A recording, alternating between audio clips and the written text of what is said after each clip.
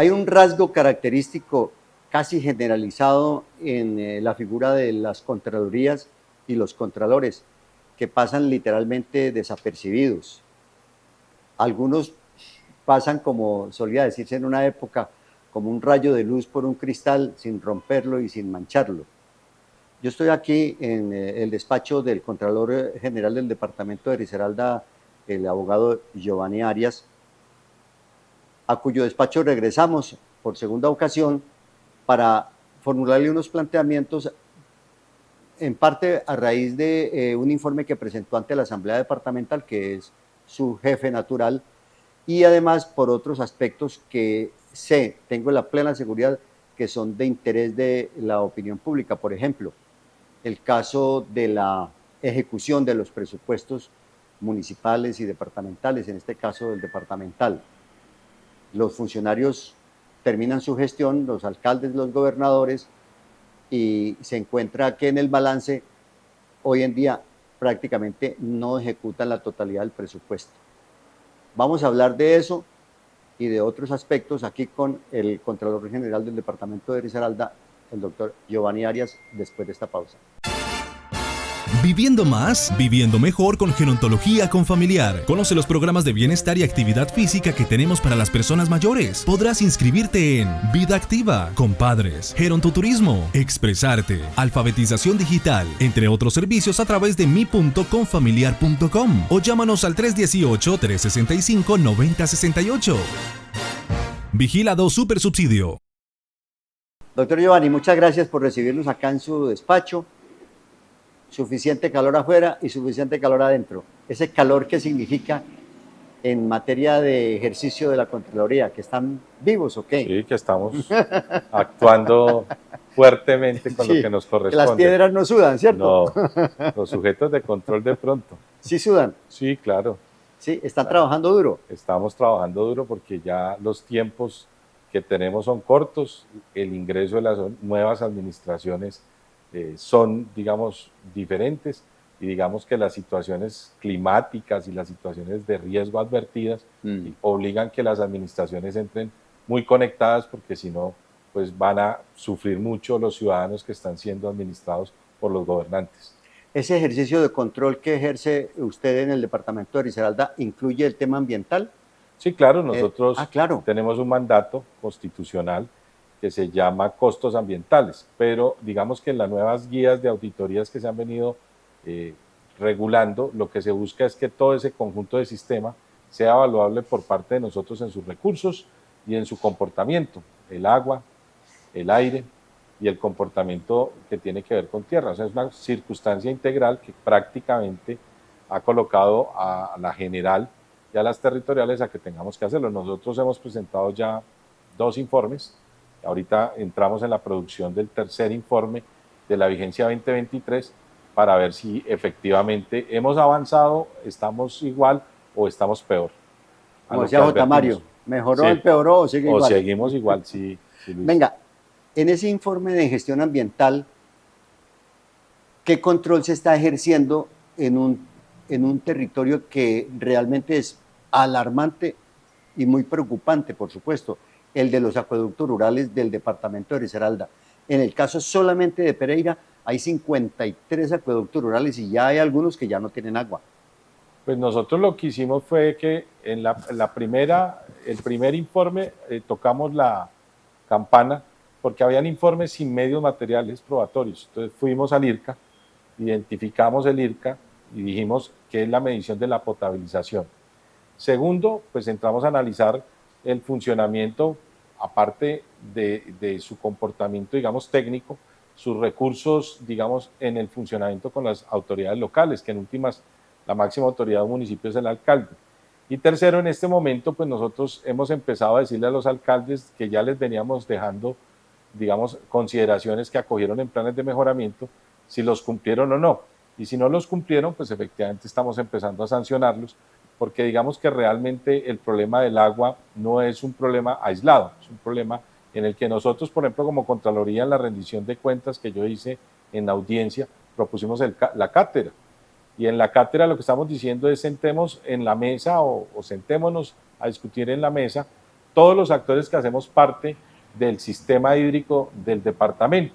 Entonces está planeación que planifica, está aguas del departamento que ejecuta, está la CARDER que tiene unas funciones muy específicas, está, digamos, la asamblea, que es a la que vamos a tratar de llevarle unos insumos muy concretos, porque yo sé que usted se acuerda de la época de Mario Marín. Mario Marín hizo una ordenanza del agua, la hemos actualizado, la hemos mirado para complementarla en lo que serían los indicadores que ayuden por un lado a potabilizar y por el otro a reanimar cosas que se han venido quedando en los municipios solos, como lo que eran los famosos vigías, lo que eran los famosos guardianes de los bosques, lo que tenía la federación con sus jóvenes. Eran, ¿cómo así que eran? Ya sí, no porque hay. La gente se ha ido, digamos, desinteresando, y como son sociedad civil organizada, pues muy poco a poco las generaciones que van llegando pues no se interesan. Y eso implica que nosotros, con la propuesta que hemos hecho de la cátedra, que las nuevas generaciones se vuelvan a incorporar, que los colegios se vuelvan a incorporar, que volvamos a ese concepto de los Boy Scouts, que tenían un criterio, que nuestros comunales y campesinos vuelvan a asumir una responsabilidad propia sin necesidad de que haya exigibilidades, digamos, coercitivas, el control de las cuencas. Entonces observamos que las cuencas, la gente ya no las está cuidando, la potabilización, que es un tema que yo tengo porque más de 756.000 risaraldenses toman agua no apta para el consumo humano, y lo dice el IRCA. ¿Más de cuántos? Yo creo que más de 756.000 en todo el departamento. Porque un departamento de 1 millón de habitantes, solamente 300.000 toman buena agua. Sí, los que tienen acueductos pagos, que están a través de las empresas de servicios públicos.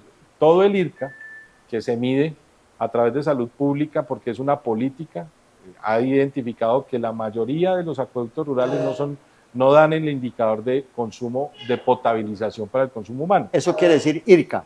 IRCA, sí, es un indicador de registro de la potabilización del agua, y eso da una serie de indicadores. Esos hay un laboratorio privado y la tecnológica. Dicho, perdóname, de otra manera, el IRCA mide la calidad del agua que todos consumimos. Correcto. Sí. Y se hace tanto en los acueductos, digamos, privados, o lo que conocemos como los acueductos de las zonas urbanas, y en lo que tiene que ver con los rurales. En los urbanos o rurales, el gran problema es que son comunales, nacieron a la vida para prestarle un servicio a sus vecinos o a su propia comunidad, y en estos momentos, pues una de las primeras instancias que tiene que haber es su conformación, digamos, como entidades sin ánimo de lucro que prestan un beneficio, y el segundo, pues cumplir con los estándares que tienen que ver con esto. Entonces, hay un problema que nosotros no lo hemos llevado a la discusión del servicio público, sino un problema de salud pública y de vida. Sí, por supuesto. Que nos pone en un estándar de discusión diferente, y que, digamos,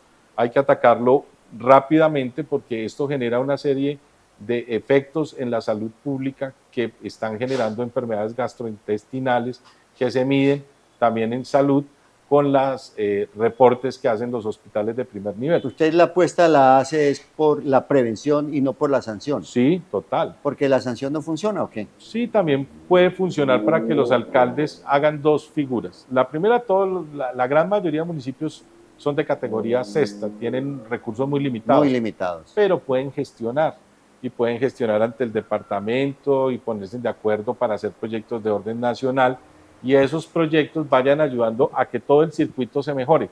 No es solamente hacer petar para las empresas de servicios públicos domiciliarios, sino buscar cómo se incluyen a estos acueductos comunitarios, que en últimas terminan siendo la salvación muchas veces. Cuando los cascos urbanos se quedan sin potabilización de agua, hay que ir a estas fuentes hídricas que nutren los acueductos, digamos, los rurales, para surtirse, digamos, de líquido.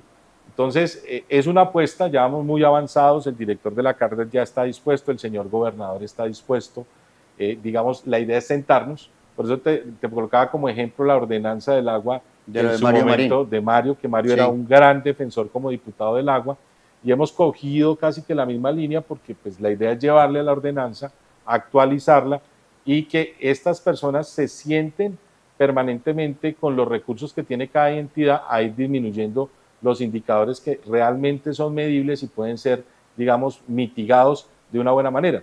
Sumado pues al gran problema que hay hoy, que pues cada vez que este país es reactivo, entonces ya el fenómeno del Niño estaba advertido. Eso no es nuevo, eso no es que descubrieron el agua, no. el IDEAN, que está conectado con organismos internacionales, con las Estaba- agencias es- europeas y con todo el mundo. Estaba advertido, pero no estábamos Total, preparados. Correcto. Pero ¿por qué no estamos preparados? Porque en este país hay que aprovechar lo que decía un gran dirigente, que era ponernos de acuerdo sobre lo fundamental. Álvaro Gómez Hurtado. Correcto. Y nadie se pone de acuerdo sobre lo fundamental. El señor presidente dice, no, es que me movieron al de la unidad de gestión del riesgo, pero es que ese no es el problema. El problema es que no ejecutaron sino el 15% del presupuesto que tenía la unidad de gestión de riesgo, que es la que da sombrilla a cada uno de los departamentos con su unidad de gestión de riesgo y cada una de las del departamento de los municipios. Me está dando paso el Contralor General del Departamento de Risaralda, el doctor Giovanni Arias, para el tema que venía a continuación, que es el de por qué los gobernantes no están ejecutando el presupuesto. Después de esta pausa, por favor. Unisac, por el campo, Unisac, Sembrando futuro. educación responsable y de calidad. Unisac, juntos transformando el campo hoy. Ven a estudiar a Unisac ya. Unisac. Universidad Rural y Agropecuaria de Colombia. Institución vigilada por el Ministerio de Educación Nacional. Sí, Luis, lo que sucede es que técnicamente hay que apropiar los tiempos. Antes llegaban los alcaldes que conocimos nosotros de una época y decían, ese alcalde que salió me dejó la olla raspada. Pues claro, estábamos hablando de alcaldes antes de toda la normatividad, indicadores, planeación, análisis, y esto ha llevado a que una serie de leyes que han salido, por ejemplo, para destinación específica como adulto mayor, ponen unas condiciones que le permiten a los departamentos recaudar y a los mismos municipios. Entonces uno ve que la estampilla pro adulto mayor se recauda, se le pone al depósito del municipio, pero el municipio tiene unos estándares muy exigentes y no ejecuta. Entonces esos recursos, vigencia tras vigencia, se van acumulando. Bueno, pero no se da la ejecución, no sé si me equivoco y usted me corrige, porque el que sabe es usted de ese tema.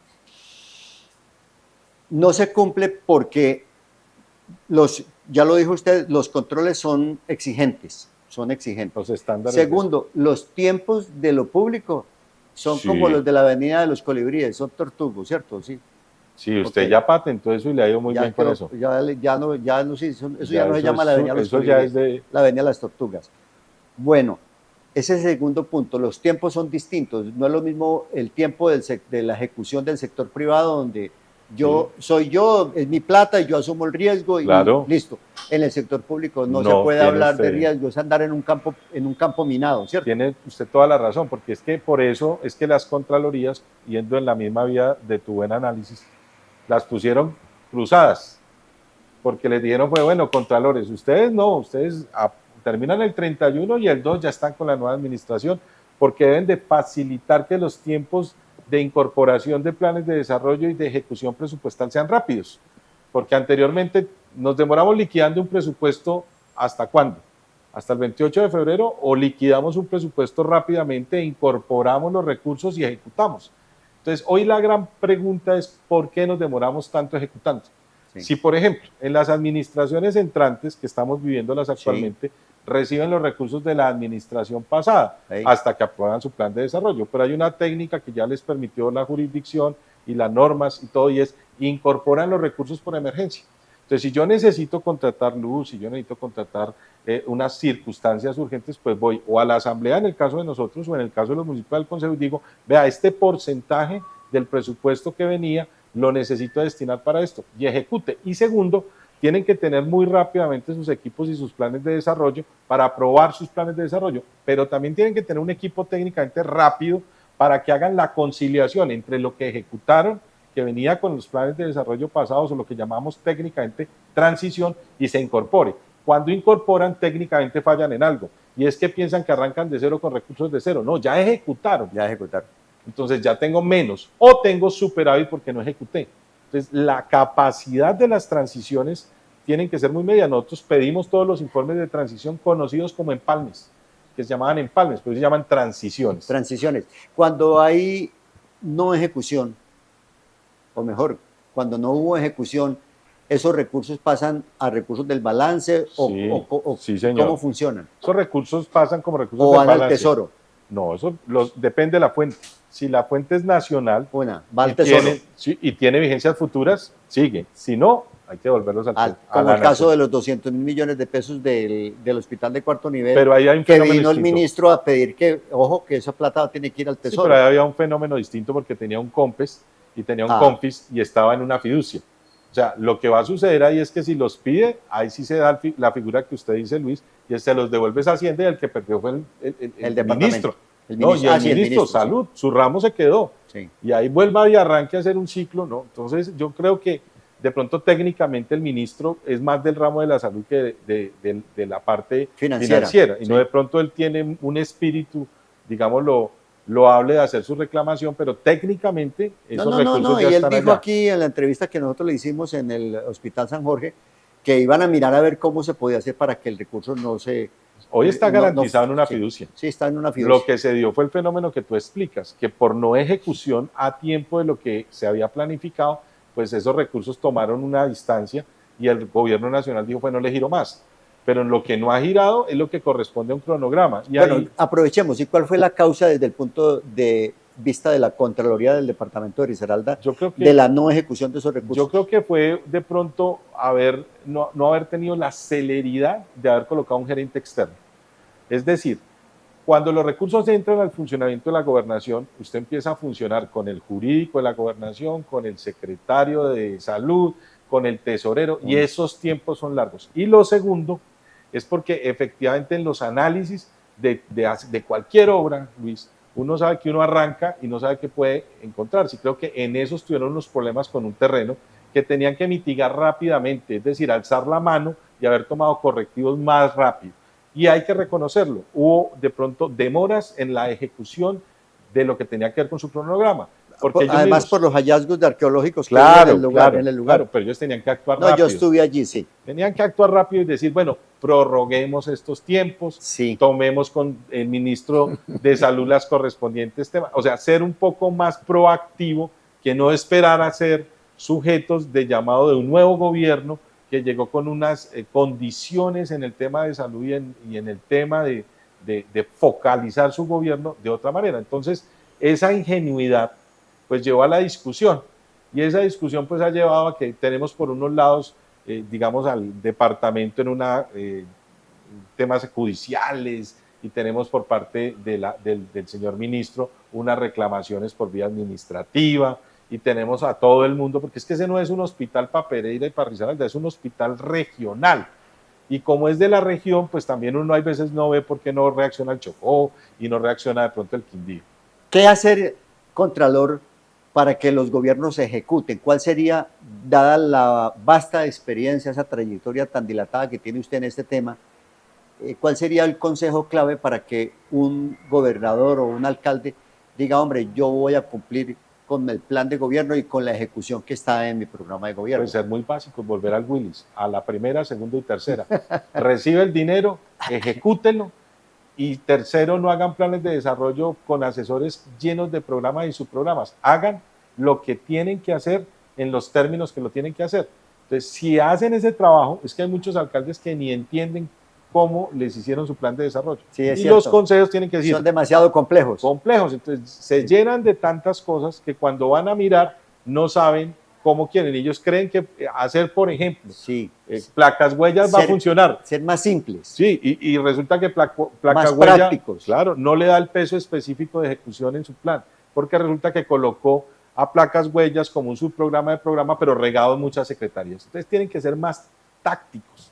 Y segundo, tienen que tener claro que los tiempos, como muy bien lo has venido diciendo tú, son cortos. No son los 4, no son los 3, no son los 2. Les tienen que entrar perfectamente acelerados. Sus equipos tienen que entrar conectados. Ellos tienen que entrar conectados. No se la pueden pasar con un retrovisor mirando qué pasó. Ya lo que pasó son de nosotros, las contralorías, las fiscalías. No, y que precisamente los electorados designan sus nuevos mandatarios.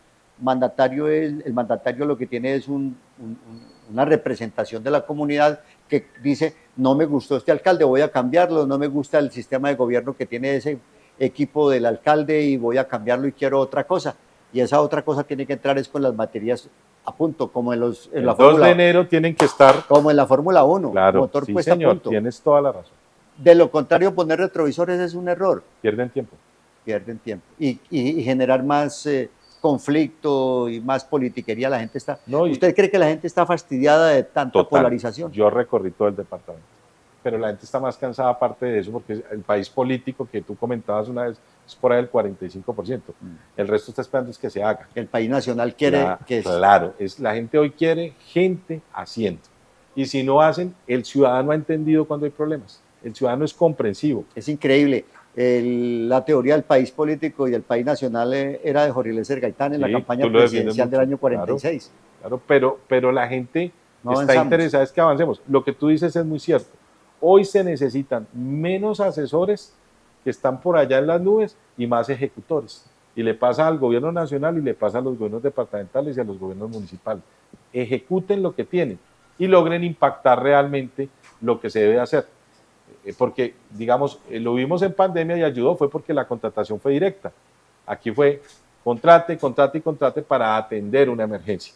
Cuando ya entra uno regularmente, pues ya tiene uno que entrar a los procesos de licitación, tiene uno que entrar a los procesos de invitación, tiene uno que entrar a Colombia Compra Eficiente, una cantidad de tiempos que no se miden. Es que no es solamente tener el plan de desarrollo aprobado, es que se materializa a través de las formas contractuales que el Estado tiene. Entonces eso implica tiempos, súmele los tiempos. Curiosamente me decía un amigo en estos días, ¿por qué no averiguas qué pasó con los 17 proyectos emblemáticos del entonces alcalde Juan Pablo Gallo? ¿Y por qué no averiguas qué pasó con los 17 proyectos emblemáticos del alcalde Maya? Y le dije yo, qué pereza volver otra vez a lo mismo, ¿cierto? Al mismo, ya lo que hay que hacer, que lo haga este alcalde. Si no lo hace, entonces ya tendrá la opinión pública que elegir otro alcalde. Pues la vida y la política es así. ¿Qué tal si hablamos, Contralor Arias, de corrupción y de hallazgos? ¿Le parece? Sí, perfecto. Bien, entonces regáleme, vamos a dar por terminado este programa y grabamos a continuación otro programa donde podamos hablar de los hallazgos que la gestión suya ha realizado hasta el momento en el departamento de Risaralda, a ver qué encontramos, si destapamos un poquito la olla, a ver si es posible.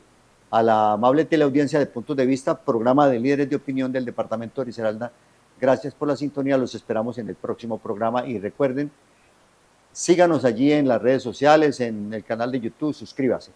Hasta entonces.